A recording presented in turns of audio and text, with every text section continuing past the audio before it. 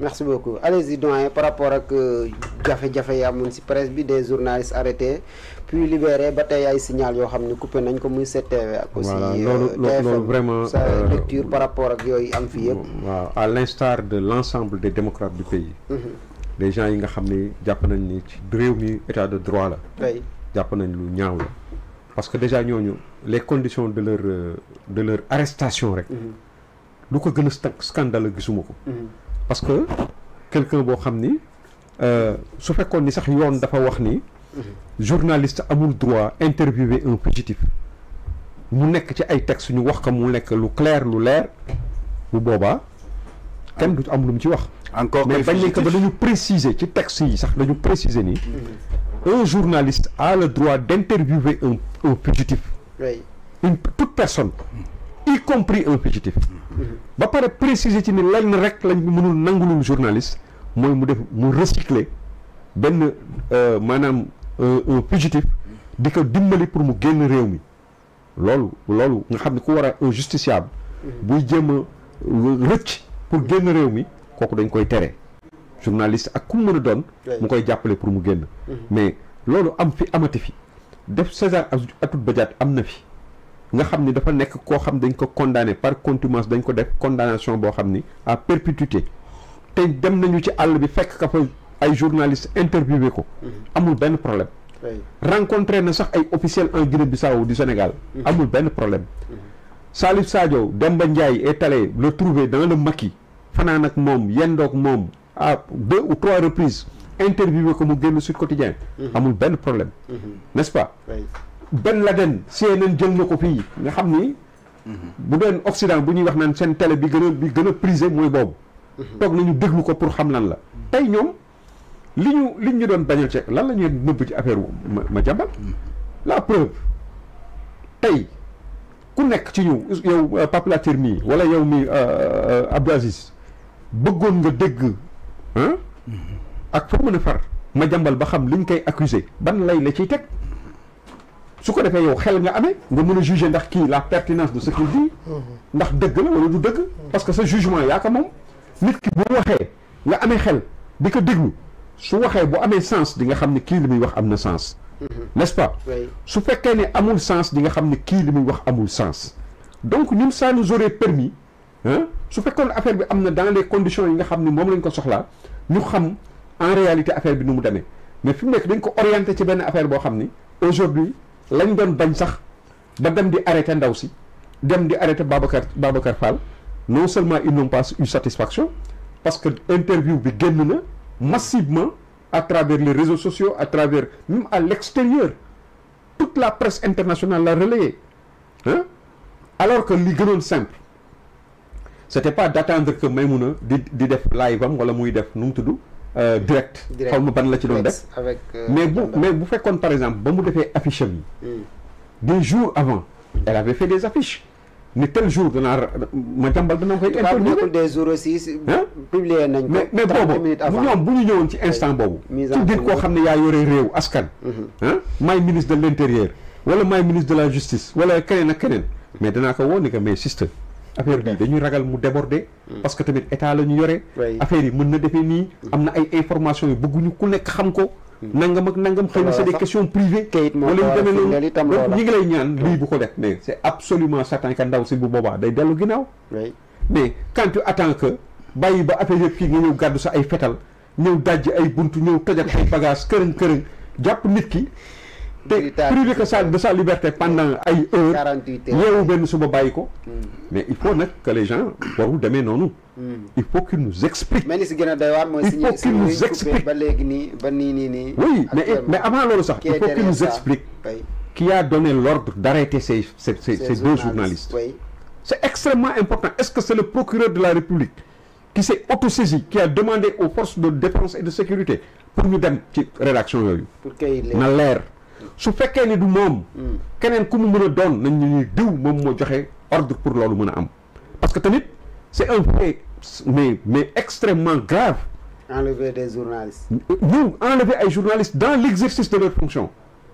tekk kenn ki nga dem ba jël ay menottes def ko ci loxoom alors que c'est un journaliste am na ay franchise qui ont été piétinés, qui n'ont pas été respectés.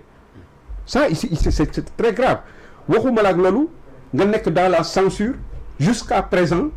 il paraît que les trucs sur TNT ne sont pas encore rétablis. Oui. Combien de millions chaque jour, c'est Axis essaye de tuer la presse. Oui. Mais ils sont dans cet exercice depuis le début de leur mandat. Très bien. On a vu combien de fois ils ont créé des problèmes. Les premiers problèmes qu'ils ont créés, c'était en direction de la presse. Vous-même, vous en avez fait conférence de presse, n'est-ce pas? Oui. Parce que mode de contourner ko. Finalement, lu ñu mujj di def di dem di jaar ci ay banque nit koo xam ni waxtaan naag bankam ba am ak moom consensus bu leer nañ sur des questions précises maanaam am CD notarié un acte notarié bu nga xam ne moo ko dëggal nga ñëw wëlbatiku yow benn suba bëgg taxaw ni que loolu yëpp dañ koy jël taxañ fale sa tëj nañu sa compte dañuy nii dañ lay yóbbu ci kanamu justice ci kanamu procureur nangam ak nangam ak nangam loolu c'est quoi? C'est simplement pour museler une presse. Très bien. Tay ñu ñëwaat encore defaat lii te moom defoon nañ ko lu mel noonu moom 7TV la xaw ma. oui defoon nañ leen lu mel noonu. ba mu woote fi conférence de presse tëj seen i affaire ñëw encore avec des gendarmes et cetera et cetera. Il faut que ça cesse. Très bien. Parce que la presse. dafa am presse mooy xolu mooy cœur démocratie. Oui. Un pays sans presse libre. N'est pas un pays démocratique. Oui, voilà. Très bien. Merci beaucoup. Aïcha, doyen, sa lecture par rapport à qui est am fi yépp ay journalistes ñu arrêté man li chaque jour dama koy wax li ci gëna graw moy ku nekk ci ginnaw signaux yi ñu coupé. Lutax notifié wuñ leen ko actuellement ñuy perdre xaalis bu bëri ah. Senra waaji nee nañ actuellement nekku fi dafa dem voyage. En tout cas TDS xamna mom mo coupé mais amna ku ko coupé lo. C'est ça le problème. D'accord. Ça démontre à suffisance le manque de sérieux qu'il y a dans ce pays. Et moi, parce que je pense qu'un pays sérieux quand même, mon fait une maison d'édition, une maison de presse,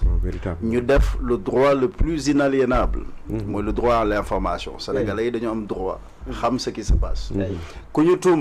D'abord, il y a la présomption d'innocence, mais à côté de la présomption d'innocence, il y a aussi le droit de la défense, sinon les droits même de la défense en tant que tel. Quand Koku, il a un droit, sa version des faits. Du da ngay xey rek tuumal diw ne li nga ko tuumal noonu la kon kay jaratul ngay tuuma jaratul ñuy dem justice jaratul ñuy dem fenn ne yoxol benn ngóor rek muy joxoñ nit ñi lu mu wax noonu la te loolu mënul ne loolu ku ci ne ci caaxaan nga ne. Je dis encore une fois la xew en fait, je pense que cette TV,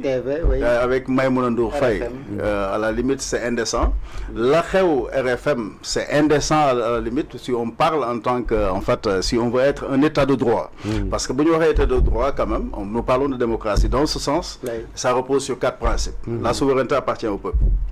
Souveraineté bi doole gi manoore beeg man bi askan wi moo ko moom kenn amul sañ-sañu jël doole askan wi di ci xeex sa xeexu bopp ça veut dire quoi mënuñ maa fal wala ñu nommé ma lu mu mën a doon ma jël man la xoñ-xoñi suma xol ma bëgg a jëfandikoo li nga xam ne moyen légitime yi nga xam ne état moo ko am pour tout simplement garantir sécurité au Sénégal yëpp ma jël ko bëgg koo féetale suma bopp loolu ku ko bëgg a def la nga bëgg a def c'est pas normal. Je donne juste un exemple. Je vais pointer du doigt en fait mon frère Ousmane Sonko lam doon wax ne bu ma ne ministre de l'intérieur jàppal ministre de la justice toppal loolu démocratie day dàq loolu bokkul ci démocratie bu loolu jàllee la séparation de pouvoir moom lañ doon wax léegi le président doit assumer la plénitude de la fonction présidentielle sénégalais yi kenn lañu fal président la tudd nu mu mënoon di tudd ku mu mënoon di doon cette fois-ci c'est Diomaye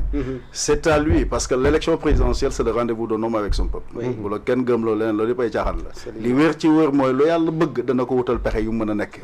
ndax li kulli shay'in xadirun li kulli shay'in xajal wala li kulli shay'in itam sababu yow yaa ma koy gën a xam yow miy sang bi waaye ne la bu ñu la joxee askan wi jox la contrat ne la pendant 5 ans démocratiquement yow la ñu fal jox la ay privilèges accompagner ko la ñuy xaar ci yow mooy lay àq ak seen yelleef lanu moom lu ci ne nga sàmmonteeg moom dem ba nga xam ne bu jàpp mënutoon a ñàkk bu doon man may président la may jàppe ku mën a doon te du mën a du ma jàpp kenn waaye lu ma cee jàppe nit day fekk bu ko suma doon defoon man ma jàpp ko c'est aussi simple que ça. Assemblée nationale di liggéeyam du ñëw fii naan ñi diw ak diw nañ ànd di wax ju amul bopp amul genn di ñu wax ay oto ñuy déedéet du loolu le rôle de l'Assemblée nationale c'est de contrôler l'action du gouvernement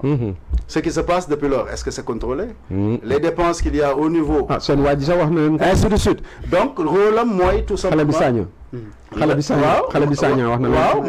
Le rôle de l'Assemblée nationale, c'est tout simplement de contrôler l'action du gouvernement et de voter des lois générales et impersonnelles. Loi générale et impersonnelle,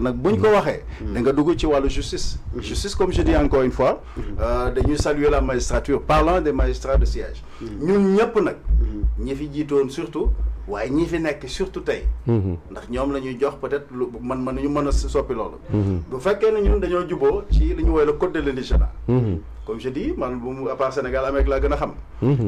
Amérique au moins il y a la présomption d'innocence ñaar du dañ lay inculper parce que tey le parquet nee nañ lañ lay jàpp ñu jàpp la wala déedéet du demee noonu loolu juge des libertés juge ci boppam moom la mais dans nos pays bii tubaab bi ne je suis pas raciste du tout ndax yàlla ñu bind wala xade karam na bani adam mais méthode bi ñu tegoon pour de répression au sens propre du terme bëgg le programme de contrôle de masse c'était quoi ñu teg ce qu'on appelle le code de l'indigénat ba ku saxat ci réew mi ñu la les majestés comme lañ doon def ca France bu njëkk ba waaye ñaar ñu teg ci yeneen ak yoo xam ne danañ ko mën a yombal ngir ñu jàpp la ça veut dire quoi bu ñu xëyee tey ñu ne dañuy tëji une entreprise de presse d'abord ku mën a joxe ordre boobu l'ordre est illégal parce que la constitution c'est le texte suprême la constitution dafa joxe tout simplement le droit à l'information jàpp ne la création d'une maison de presse en tout cas d'une entreprise de presse est libre ñooñu am sañ-sañu créer une entreprise état lay liggéey mooy favoriser les conditions ñaar bu dee ab majambal buy dem wala buy ñëw wala ku mu mën a doon am na sañ-sañu joxe sa version des faits kenn amul sañ-sañ koo mën a doon loolu dans le cas de figure le parquet le chef en tout cas de la chambre d'accusation moom moo habilité def ko ku ko mënoon di def bu doon ministre de l'intérieur ou ministre de la justice kenn waru ko ci def mais ce que je dois juste noter c'était l'occasion de démettre le ministre de l'intérieur parce que Bamba Cissé il peut être un bon avocat peut-être pris dans Dakar comme je dis souvent pris dans Dakar comme ça il peut être un bon ministre quelque part mais quand même boo ko bëggee def ministre de la justice pas de la justice ministre de l'intérieur ça pose problème pourquoi parce que ça pose problème de clarté et tout simplement de parlo et d'équilibre. Pourquoi je le dis parce qu'il y a conflit d'intérêt quelque part. Parce que mënoon taxaw dañu jaay Ousmane di ko défendre ba dem ba ne mën nga porter plainte sax ci turam ainsi de suite ce qui est un excès à la limite ak yeneen je pense que parlant du ministère de l'Intérieur c'est la sécurité nationale foofu nag ka ma koy njëkk a reprocher peut-être mooy le président parce que mooy suñu président am nañ droit reprocher ko dara man mënu ma jël boo jëlee intérieur président bu voyagé génn kan mooy gérer la sécurité intérieure ainsi de suite c'est le ministre de l'Intérieur kooku il est rattaché direct à la présidence moom waxam ak amul keneen ku mu war a mën a jàpp ne sax moom la gën a jege loolu warut a am ci état bu normal parce que loolu c'est pour tout simplement pouvoir sécuriser tout simplement les renseignements mais bu ñu jógee ci loolu wax la justice ba la muy def ak yu demee noonu ñu ñëw la liberté d'expression muy la liberté de presse bi nga wax ñeenteel ba doon l'égalité des citoyens devant la loi au nom de quoi ñu war a mën a convoquer wala ñu mën a wax d'abord nañu interpeller Madiambal moo jaaduwul bu ñu lay interpeller interdiction de sortie du territoire ça doit vous être notifié par un juge soit à l'adresse physique sinon à l'adresse commerciale lépp lu ñu deful ci loolu vice de forme la donc boo deful loolu ba nit ki ñëw dara jaar fii airter même am bu ko neexee mais man Latir doguma la yàlla dog yàlla bu la yàlla dog mais ñoom ils ont donné même des armes à la défense de Madiambal pour asseoir l'idée que moom c'est un